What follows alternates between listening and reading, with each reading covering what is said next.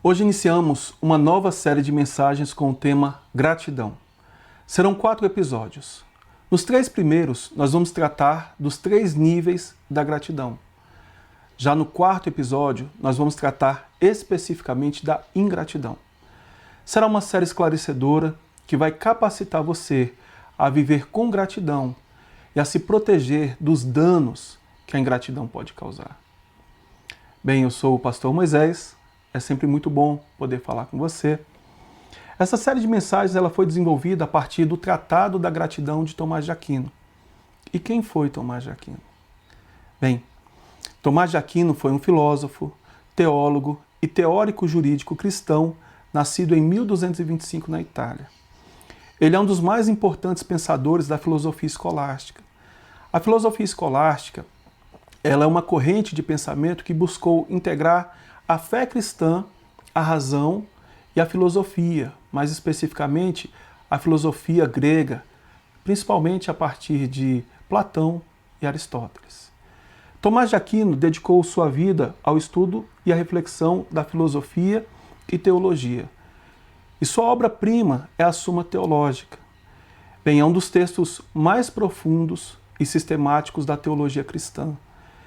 Ela é composta de 3 partes, que fala sobre a natureza de Deus, a moral cristã e a pessoa de Cristo. Ele também abordou diversos temas em suas obras, incluindo a graça, as paixões da alma, o livre-arbítrio, entre outros. Tomás de Aquino escreveu ainda o Tratado da Gratidão. E é exatamente a partir desse texto de Tomás de Aquino que nós vamos desenvolver essa série de mensagens. Bem, ele diz que a gratidão ela tem 3 graus. Nós vamos tratar aqui grau como nível. E o primeiro nível da gratidão é o superficial. É aquele racional que presta ao outro apenas um reconhecimento por sua atitude. O segundo nível da gratidão é o intermediário. É o de agradecimento, que dá graças, que louva aquele que lhe prestou algum benefício. E o terceiro nível é o profundo. É aquele que se compromete, retribui, segundo a sua posse, a pessoa que lhe fez o favor ou a boa atitude. E hoje nós vamos falar deste primeiro nível da gratidão, a partir do texto de Lucas, capítulo 17, versículo de número 11. De caminho para Jerusalém, Jesus passava pelo meio de Samaria e da Galiléia. Ao entrar numa aldeia, saíram-lhe ao encontro 10 leprosos, que ficaram de longe e gritaram: Jesus, mestre, tenha compaixão de nós. E por que eles clamaram por Jesus? Bem, Jesus estava dedicado-se ao seu ministério há cerca de 1 ano, quando um leproso se aproximou dele e pediu para ser purificado. A essa altura, Jesus já havia realizado diversos milagres.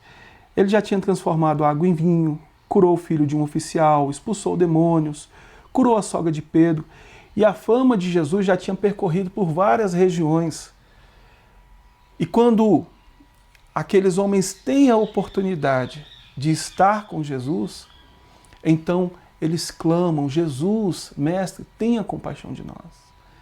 É importante a gente entender que aqueles homens, eles estavam reclusos, distantes da sociedade, afastados da família. Um leproso, ele tinha que se distanciar, se afastar, até por um ato de amor. A lei determinava assim, mas se assim não fizessem, eles poderiam contaminar as pessoas ao seu redor e mais, levar também a ser contaminado a esposa que tanto ama, ou de repente os filhos, ou quem sabe os pais. Então, eles estavam ali reclusos. Eles tinham perdido não só a saúde, mas a vida social, o convívio da família. E quando eles se deparam com a possibilidade de serem curados, eles clamam quase que no ato de desespero. Eles chamam por Jesus: tem compaixão de nós. Veja, a fama de Jesus o antecedia. E aqueles homens sabiam que Jesus tinha o poder para curá-los. Aí no versículo 14, ao vê-los, Jesus disse: vão e apresentem-se aos sacerdotes. Aconteceu que, indo eles, foram purificados. Purificados. Foram curados, foram livres daquela doença mortal, daquela enfermidade que roubou-lhe mais do que a saúde, o vigor, roubou-lhe deles o convívio em sociedade, o conforto, o aconchego da família. Veja aqui que coisa extraordinária. Mas por que Jesus fala para aqueles homens se apresentarem aos sacerdotes? Em Levítico 14, eu vou ler apenas o versículo 1 e 2. No versículo 1, nós vemos que é o Senhor quem diz. O Senhor diz a Moisés. Aí no 2, veja o que Deus diz. Essa será a lei a respeito do leproso no dia da sua purificação. O leproso será levado ao sacerdote. Bem, e sendo levado ao sacerdote, o sacerdote ia fazer um ritual que envolvia o sacrifício de alguns animais, algum tempo específico, para então esse homem que, curado, examinado pelo sacerdote, sendo testificado que ele estava livre da lepra, curado da sua lepra, ele então voltaria ao convívio social e o mais, ao aconchego da família. Bem, e de fato assim aconteceu. Os 10 indo em direção aos sacerdotes, eles foram purificados. Agora, observe o que diz no versículo 15, lá de Lucas 17, novamente. Um dos 10, vendo que estava curado, voltou dando glória a Deus em alta voz e prostrou-se com o rosto em terra aos pés de Jesus, agradecendo-lhe. E este era samaritano. Então, Jesus perguntou: não eram 10 os que foram curados? Onde estão os 9? Não se achou quem voltasse para dar glória a Deus, a não ser este estrangeiro? E lhe disse: levante-se e vá, a sua fé salvou você. Onde estão os 9?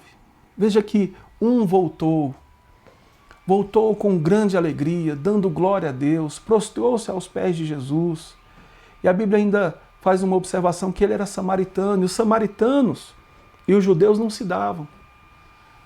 Era um povo que tinha um atrito com os judeus, os samaritanos.